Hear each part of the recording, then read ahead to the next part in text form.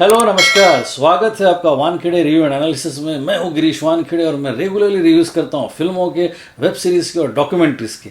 आज के रिव्यू का टाइटल है संदीप और पिंकी फरार, जो कि Hindi black comedy feature film है और ये स्ट्रीम हो रही है अमेजॉन प्राइम वीडियो पर 20 मई 2021 से। 1931 और 34 के दौरान अमेरिका में कुछ बैंक रॉबरीज हुई, कुछ छोटे मोटे स्टोर्स भी लूटे गए और एक दो गैस स्टेशंस पर मारकाट हो गई। ये करने वाला एक यंग प्रेमियों का जोड़ा था जिन्होंने 9 पुलिस वालों और 4 सिविलियंस का खून भी कर दिया था। बाद में वो पुलिस मुठभेड़ में मारे गए, लेकिन अमेरिकन प्रेस ने उनको बड़ा ही ग्लोरीफाई होकर उनके बारे में खूब तारीफ़ें की। कुछ लोगों ने उनकी स्टाइल की तारीफ़ें की, कुछ लोगों ने उनके सिगार पीने के अंदाज की तारीफ़ें की और कुछ लोगों ने उनकी खूबसूरती की तारीफ़ की। उनकी देखा देखी दुनिया की बाकी प्रेस ने भी इनके बारे में खूब लिखा और ये दोनों खूनी मशहूर हो गए और इनकी लाइफ पर फिल्म बनी थी 1967 में, बोनी एंड क्लाइड। बोनी पार्कर का रोल किया था फे डनावे ने और क्लाइड बैरो बने थे वॉरेन बेट्टी। और इस फिल्म में सेक्स और वायलेंस की भरमार थी। यह उन अमेरिकन इनिशियल फिल्मों में से थी जिसने सारे कंजर्वेटिव नॉर्म्स ताक पर रख दिए थे। इंटरेस्टिंगली ये नॉमिनेटेड थी उस साल ऑस्कर्स की 9 कैटेगरीज में और फिर इन दोनों प्रेमियों से इंस्पायर होकर कई सारी फिल्में बनी। इनमें एक प्रोमिनेंट फिल्म थी 1993 में बनी, क्वेंटिन टेरेंटिनो ने लिखी ट्रू रोमांस। इसमें एक वायलेंट पेयर था जो ड्रग लॉर्ड का खून करके भाग जाता है और इस फिल्म को भी काफ़ी सराहा गया था। लेकिन फिर इसके बाद एक तहलका हुआ। 1994 में क्वेंटिन टेरेंटिनो ने ही लिखी हुई कहानी पर ऑलिवर स्टोन ने बनाई थी नेशनल बॉर्न किलर्स, जिसने एक नया इतिहास रच दिया था। उसमें जो वायलेंस और सेक्स का ग्लोरिफिकेशन था वो एक अलग ही लेवल पे था। क्रिएटिव डिफरेंसेस के कारण टेरेंटिनो और ऑलिवर स्टोन एक दूसरे से अलग हो गए थे, लेकिन ये फिल्म इतनी ज़बरदस्त थी कि इसके बाद कई सारे एक्चुअल क्राइम्स इस फिल्म को देखने के बाद हुए और जब ये क्रिमिनल्स पकड़े गए तो उन्होंने कहा कि हमने ये फिल्म देख के क्राइम्स किए हैं। इस फिल्म को कई सारे देशों ने बैन कर दिया था और ये आज भी दुनिया की सबसे कंट्रोवर्शियल फिल्मों में से एक है और इसे अगर आप आज भी देखेंगे तो ये आपको आज भी गूज़बम्प्स देगी। दुनिया भर में इस तरह की फिल्मों के चाहने वाले हैं और हम भी अछूते नहीं हैं। हमारे देश में भी 2005 में कानून से भागने वालों पर बनी थी बंटी और बबली, जो काफ़ी बॉलीवुडिश थी और उसमें क्रिमिनल पेयर काफ़ी लवेबल था।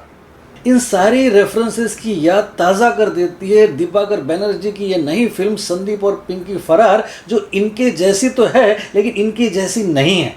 इसमें एक मॉडर्न टेक है, इसमें एक नई शैली है, एक नए तरीके का कैरेक्टर्स का इवैल्यूएशन है और कैरेक्टर्स के साथ डिटैचमेंट है जो जनरली दिखाई नहीं देता।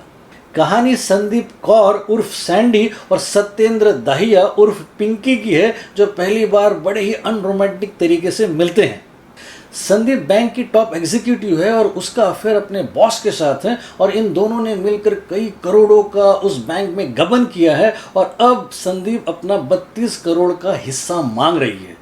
उसको मारने की सुपारी उसके बॉस ने एक पुलिस ऑफिसर को दिया है, जिसने एक हरियाणा पुलिस के सस्पेंडेड हवलदार को उसे पिक करने के लिए भेजा है।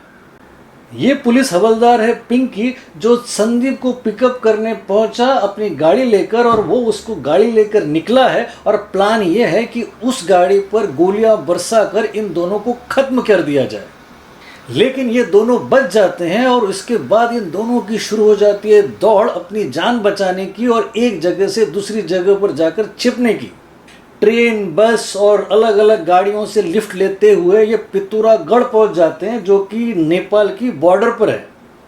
प्लान ये होता है कि नकली पासपोर्ट्स बनाकर दोनों बॉर्डर क्रॉस कर ले।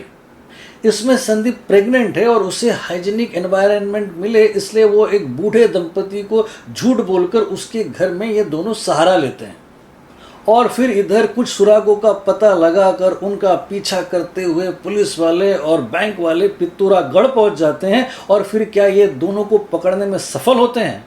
और क्या संदीप और पिंकी में रोमांस डेवलप हो जाता है? और क्या फिर उनके रक्षक ही भक्षक बन जाते हैं? ऐसे कई प्रश्नों के उत्तर देती है ये 126 मिनट की रोमांचक फिल्म, जिसमें कई खामियां भी हैं और कई खूबियां भी। सबसे पहले अगर हम खामियों की बात करें तो इसमें पहली खामी है विजिबिलिटी।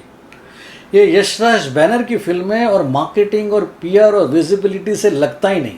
ये पिछले साल मार्च में रिलीज़ होने वाली थी, लेकिन फिर पैंडेमिक के कारण पोस्टपोन होती रही और फिर रिलीज़ हुई इस साल 19 मार्च को थिएटर्स में, और ऑब्वियसली बॉक्स ऑफिस पर अनसक्सेसफुल थी। ये स्टेल हो चुकी थी और इसके प्रमोशन पर भी ज़्यादा ध्यान नहीं दिया गया।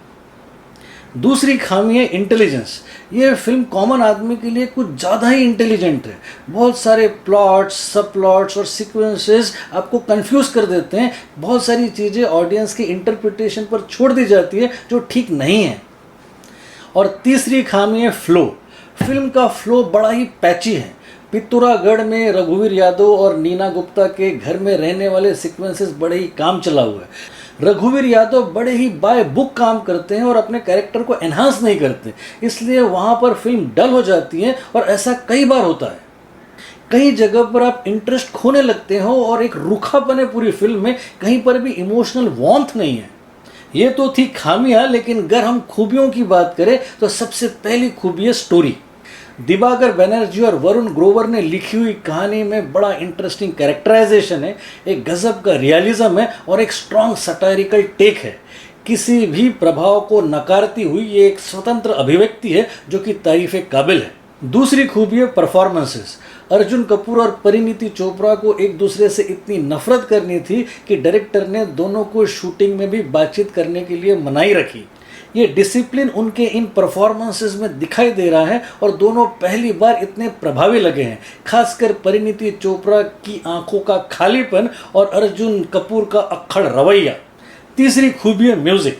इस फिल्म का बैकग्राउंड स्कोर दिया है दिबाकर बनर्जी ने, जो कि माइंड ब्लोइंग है।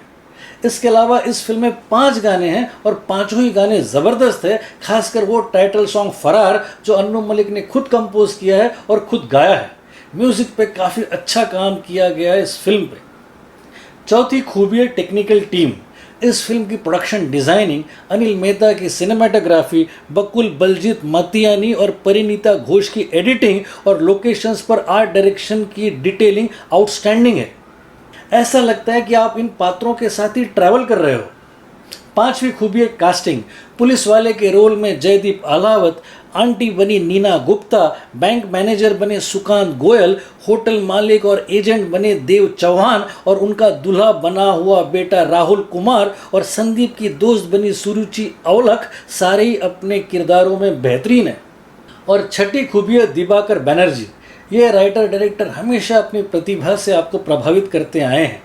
खोसला का घोसला और ओए लकी लकी ओए, इन दोनों फिल्मों के लिए नेशनल अवार्ड जीत चुके इस डायरेक्टर ने लव, सेक्स और धोखा में अपनी ब्रिलियंस का परिचय दे दिया था और उसके बाद इस फिल्म में वो अपने टॉप फॉर्म में नजर आए हैं। उनके कैरेक्टर्स की डिटेलिंग, लोकेशंस को कैरेक्टर्स जैसा ट्रीट करके उनको रिस्पेक्ट देना और उसके बाद इस मीडियम का कंट्रोल एक्स्ट्रा ऑर्डिनरी है। इन 6 खूबियों के अलावा मैं आपको बता दूं कि इस फिल्म में नॉन लीनियर ढंग से कहानी कहने का तरीका फॉर्मूला फिल्मों से परे है। इस फिल्म में एक एक्सपेरिमेंट करने की चाहत है और साथ ही साथ नई कहानी को नए तरीके से बताने का जज्बा है। सारे इस सिस्टम के खिलाफ एक खास किस्म का सटायरिकल अंडरटोन है जो अपने आप ही आपके चेहरे पर मुस्कुराहट ला देता है और फिर ये मुस्कुराहट फिल्म खत्म होने के बाद भी काफ़ी देर तक आपके चेहरे पर मौजूद रहती है। Go for it.